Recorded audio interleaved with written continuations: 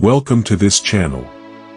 Today we are going to walk through one of the most dramatic shifts in human history, the global abolition of slavery. It is a story that is easy to misunderstand if we look at it with modern eyes. To really grasp it, we need to start by imagining a world where the idea of abolishing slavery did not even exist. For thousands of years, slavery was not a hidden crime. It was a completely normal, accepted part of life.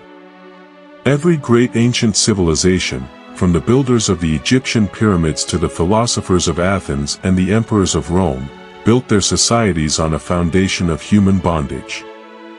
No ancient thinker, not even the most brilliant, ever seriously proposed getting rid of it entirely. They might have argued for treating slaves kindly, but they could not imagine an economy without them. This acceptance continued into the Middle Ages and beyond. The transatlantic slave trade, which began in earnest in the 1500s, was not a sudden eruption of evil. It was a massive, industrialized expansion of an ancient practice, driven by the European demand for sugar, tobacco, and cotton. Millions of African men, women, and children were captured, chained, and shipped across an ocean in conditions so horrific that a significant percentage died before even seeing the shores of the Americas. The scale of this suffering was industrial, and the entire system was defended by governments, blessed by religious leaders, and seen as essential to the wealth of empires. For someone living in London or Boston in the 1700s, the sugar in their tea and the clothes on their back were direct products of this brutal system, and very few people questioned it. The idea that this entire global economic pillar could be not just reformed, but entirely destroyed and made illegal, would have seemed like pure fantasy. It was the unthinkable norm, and this is where our story begins. Now we move to the mid-1700s, and the first cracks in this ancient wall start to appear, not from a king or a president, but from a small, unlikely group of people on the margins of society, the Quakers. In the American colonies and in Britain, the Religious Society of Friends, as they are formally known, began to listen to a quiet voice of conscience. Their faith taught them that there is a divine light, a piece of God, inside every single human being. This was a radical idea. It meant that a wealthy merchant and an enslaved African were spiritual equals. At first, even many Quakers owned slaves. But a few persistent voices, people like John Woolman and Benjamin Lay, began to tirelessly agitate within their own community. Benjamin Lay, a hunchbacked and eccentric man, was known for dramatic protests. He once stood outside a Quaker meeting in the snow with one bare foot to protest the luxury bought by slave labor, and he famously kidnapped the child of slaveholders temporarily to make them feel a fraction of the horror African families felt. These early activists did not go straight to the government. They started by changing their own house. Year after year, Quaker meetings in Philadelphia and London debated and prayed over the issue. They pressed their neighbors with a simple, forceful moral question: how can you preach the gospel of love and own another human being? It was a slow, grinding process of internal persuasion. By the 1770s, the Quakers became the first Christian denomination to make slaveholding an offense worthy of disownment. This was a monumental step. They created the first blueprint for a moral revolution. They established a network of like-minded believers, they wrote and distributed thousands of pamphlets, and they refused to participate in an economy based on bondage. A tiny, often mocked religious sect had planted a revolutionary seed. They had taken a practice that was universally accepted and successfully branded it as a sin within their own community, creating a moral beachhead from which a much larger attack could be launched. The unthinkable was beginning to be thought, not in Parliament, but in quiet meeting houses. The fight against the slave trade moved from a religious concern into a legal and public battle, and a pivotal moment occurred in England in 1772. This moment centered on a man named James Somerset. Somerset was an enslaved African who had been purchased and brought to England by a customs officer from Boston named Charles Stuart. While in London, Somerset escaped. He was captured and put on a ship bound for Jamaica to be sold, but his plight came to the attention of the great abolitionist Granville Sharp. Sharp was not a Quaker but a deeply religious Anglican and a man of unstoppable moral energy. He had already been using the legal system to argue that the air of England was too pure for a slave to breathe. He took Somerset's case before Lord Mansfield, the most senior judge in England, at the Court of King's Bench. The question before the court was narrow: could a master legally force a slave to leave England against his will? But the implications were massive. The case electrified London. Black people in the city, many of them escaped slaves themselves, followed every detail. The arguments were profound. Stuart's lawyers argued that the entire wealth of the sugar colonies depended on the right to hold property in human beings. Sharp's side argued that slavery was so odious and contrary to natural law that only a specific legal statute could support it, and no such statute existed in England.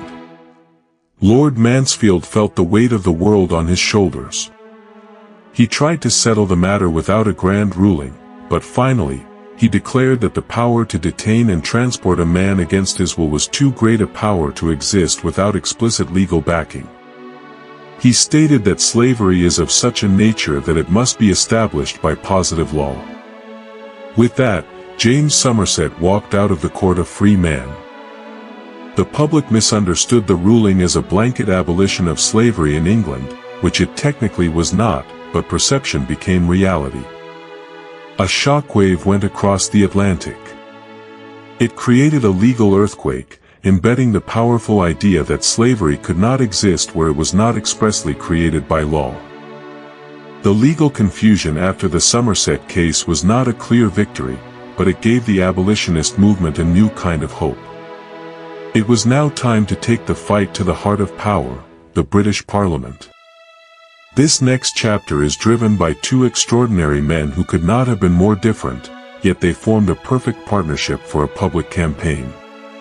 The first was William Wilberforce, a wealthy, eloquent, and deeply ambitious member of Parliament. When he underwent a profound religious conversion, he was torn between a life of quiet contemplation and a life of political action. His friend, the former slave ship captain turned him writer John Newton, the man who wrote Amazing Grace, convinced him that he could serve God by staying in politics. He gave Wilberforce a specific mission: to take on the monster of the slave trade. And so, the politically connected and persuasive Wilberforce became the architect of the parliamentary fight. The second man was Olaudah Equiano. He was a man who had been kidnapped as a child from his home in what is now Nigeria, sold into slavery, endured the terror of the Middle Passage, and eventually earned enough money to buy his own freedom. In 1789, he published his autobiography, The Interesting Narrative of the Life of Olaudah Equiano. This was not a philosophical treatise. It was a gripping, first-person account of the horrors of the trade, the intelligence and humanity of African people, and the brutal hypocrisy of supposedly Christian sailors. His book became a sensation, going through multiple editions and making him a wealthy, famous man. He became the public face and the living proof that Africans were not a different species, but full, intelligent, and moral human beings. Together, the eloquent Wilberforce inside Parliament and the living witness of Equiano touring the country created a 1-2 punch of political lobbying and mass public mobilization that was entirely new in British history. They were no longer just asking moral questions, they were building a political machine. While Wilberforce was losing vote after vote in a hostile parliament, something extraordinary was happening in kitchens and dining rooms across Britain. The abolitionists realized they needed to move beyond moral arguments and hit the slave trade where it would hurt most, its profits. Their target became sugar. This was the most valuable commodity of the era, and it was produced almost entirely by enslaved people in brutal conditions on Caribbean plantations. The slave trade was not just about ships and chains, it was an economic system designed to put a sweet product on every table. The abolitionist movement, led by a brilliant organizer named Thomas Clarkson, launched one of the first ever mass consumer boycotts. They printed posters, distributed pamphlets, and gave speeches urging ordinary people, and especially women who managed households, to stop buying slave-grown sugar. This campaign was revolutionary because it took a complex political issue and made it personal and actionable. A housewife in a small village who could not vote and had no political power could now participate directly in the fight for freedom. She could gather her family and refuse to use sugar. This simple act was a conscious moral choice that connected her home to the whipping posts of the Caribbean. In tearooms and shops, people debated whether to buy East India sugar, which did not use slave labor, or the blood-stained sugar from the West Indies. The motto was simple: what is sweet to the taste is bitter to the conscience. Hundreds of thousands of people joined the boycott, and sales of slave-produced sugar plummeted. This did immense damage to the profitability of the slave trade. More importantly, it transformed the public from passive bystanders into active participants in a moral crusade. It showed politicians that this was not just a fringe concern but a mass movement of deeply committed citizens. The boycott demonstrated a crucial lesson for all future human rights campaigns: changing what you buy can be just as powerful as changing how you vote. It weaponized consumption and turned the moral horror of slavery into a daily, tangible rejection. While moral arguments and boycotts were building pressure in Europe, a terrifying and defining explosion of violence was reshaping the debate entirely on the French colony of Saint-Domingue. This was a place of shocking brutality, where 500,000 enslaved Africans produced nearly half of the world's coffee and sugar, and their average life expectancy after arriving from Africa was just a few years. In 1791, inspired by the ideals of the French Revolution but fighting for their own freedom, the enslaved people rose up against their masters. This was the beginning of the Haitian Revolution, and it was the most radical challenge to the entire slave system the world had ever seen. The leader who emerged from the chaos was a former slave and coachman named Toussaint Louverture. He was a military and political genius who understood that the revolt was about more than just vengeance, it was about building a free society. The revolution on Saint-Domingue sent shockwaves of pure terror through every slave-owning society on earth. Planters in the American South and the British Caribbean heard horrifying stories of plantations burned to the ground and white families fleeing for their lives.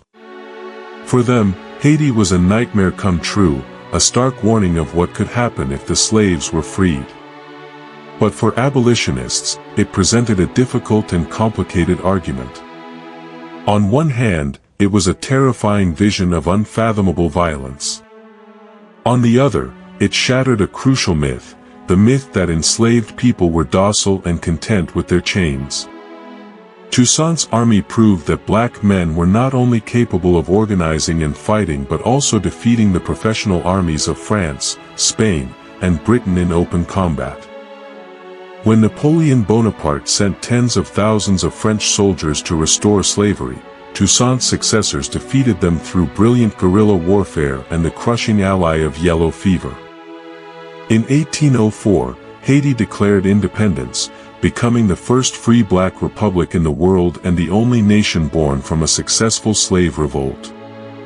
The Haitian Revolution fundamentally altered the global calculation.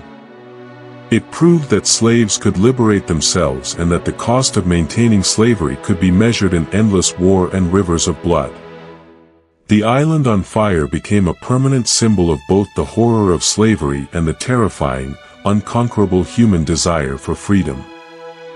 The first decade of the 1800s saw the long campaign finally break through.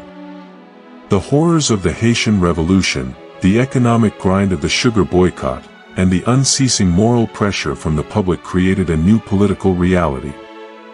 In Britain, Wilberforce had been introducing his bill to abolish the slave trade for nearly 20 years, and it had been defeated time and time again by a powerful pro-slavery lobby.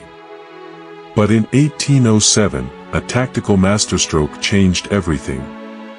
The abolitionists argued that the slave trade was not just a moral evil but a strategic disaster for Britain, especially in wartime. They claimed it was providing Napoleon's colonies with labor and filling British ships with dying men when the Royal Navy needed sailors. This argument of national interest finally convinced the House of Lords. On March 25, 1807, the Abolition of the Slave Trade Act received royal assent. It was now illegal for any British ship to participate in the trade.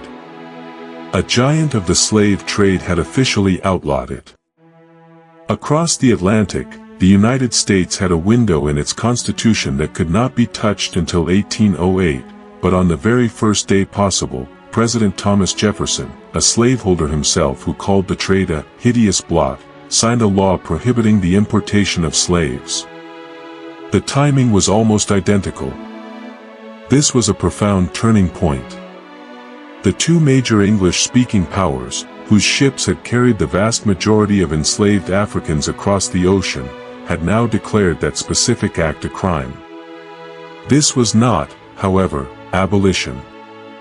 It was not the end of slavery itself. Children would still be born into bondage, and families would still be broken up in brutal auctions. But the advocates believed, correctly, that cutting off the supply of fresh victims from Africa would begin to strangle the entire monstrous system. The dominoes had fallen. The legal transatlantic trade was now a criminal enterprise, which meant the moral character of the entire institution was now officially condemned by the highest laws of the land. Ending the trade was a monumental victory, but the abolitionists knew their work was only half done. As long as owning a human being remained legal, the crime continued. The focus now shifted from abolishing the trade to abolishing the entire institution of slavery. This was a far more difficult fight because it struck directly at the property rights of powerful, wealthy individuals within each nation's borders. In the British Empire, the shift in strategy was led by a new, more radical generation of activists who had grown tired of the polite gradualism of their elders. They demanded immediate, total emancipation. The government, fearing a second Haiti, finally acted. In 1833, the Slavery Abolition Act was passed, freeing over 800,000 enslaved people across the British Caribbean, South Africa, and Canada. In a strange compromise, the government paid £20 million in compensation, not to the people who had been enslaved for their stolen lives and labor, but to the former slave owners for the loss of their property. The slaves themselves received nothing and were forced into a period of apprenticeship that was often little better than slavery itself. The American struggle took a much bloodier path. The moral conflict festered like an open wound until it ripped the nation apart in a catastrophic civil war in 1861. The war began not explicitly to end slavery but to preserve the Union. Yet, the enslaved forced the issue, fleeing their plantations and seeking refuge with the advancing Union Army. Abraham Lincoln, a man walking a tightrope of political and moral dilemmas, came to see that the war could not end without crushing the root cause. On the first day of 1863, he issued the Emancipation Proclamation as a war measure, transforming the conflict into a moral crusade for liberation. But it would take the Union's victory in 1865 and the ratification of the 13th Amendment to the Constitution to wipe out slavery across the entire United States permanently. The legal definition shifted. What was once a protected property right had finally been redefined in the law as a fundamental crime against humanity. Even after the Civil War in America and emancipation in the British Empire, the stain of legal slavery remained a global fact. The epicenter of the final fight was the Empire of Brazil. For decades, Brazil's entire economy, its great coffee and sugar plantations, ran on the labor of millions of enslaved people. It was the last great holdout in the Western world. But here too, a homegrown abolitionist movement began to apply the final pressure. Figures like the brilliant black lawyer Luis Gama, who had himself been enslaved as a child, and the white politician Joaquim Nabucco formed a powerful alliance. They used the courts, the press, and mass street mobilization to make the system ungovernable. A crucial turning point came when the Brazilian army, tired of being used as a slave-catching police force, simply refused to do it anymore. Thousands of enslaved people fled the plantations en masse, organizing themselves into free settlements, and the institution collapsed from within. On May 13, 1888, Princess Isabel signed the Golden Law, freeing the last 700,000 slaves in Brazil. The country erupted in a national celebration that had never been seen before. The Western legal story had reached its conclusion, but the fight was far from over. The abolitionist gaze then turned east, toward the ancient caravan routes of Africa and the harems of the Ottoman Empire. European powers, often using the moral excuse of ending slavery to justify their colonial ambitions, put pressure on rulers from Zanzibar to the Sahara. This process dragged on well into the 20th century. Yet, as the world celebrated the end of legal slavery, a terrible irony began to dawn. New forms of bondage emerged from the shadows of the old world, such as the forced labor in King Leopold's Congo Free State, a horror that shocked the world and killed millions. The abolition of legal slavery was a triumph of human organization and conscience, but it did not end the human capacity for cruelty. It taught a hard lesson: the law can change in a day, but the impulse to exploit the vulnerable requires a new generation of vigilance every single day. So we reach the end of this historical journey, but the story of abolition is not a closed book. It is an unfinished chapter that we are all still writing today. The glorious triumphs of the 19th century, which saw the ancient, globally accepted institution of slavery outlawed in just over 100 years, gave us a powerful legal and moral framework. It showed that through tireless organizing, moral clarity, and political pressure, a small group of people can literally change the world's definition of right and wrong. That is an immense legacy of hope. But the warning is equally strong. Slavery did not simply vanish. It mutated and adapted. Today, the United Nations calls it modern slavery, a hidden world of human trafficking, debt bondage, forced marriage, and forced labor that traps an estimated 50 million people worldwide. It is not legal, but it exists in the dark places of our global economy, in the supply chains of the products we use, in the nail bars, the farms, and the construction sites. The end of legal slavery was not a finish line. It was a starting point for a new form of vigilance. The first abolitionists fought an enemy that was protected by law and visible in the town square. Our challenge is different.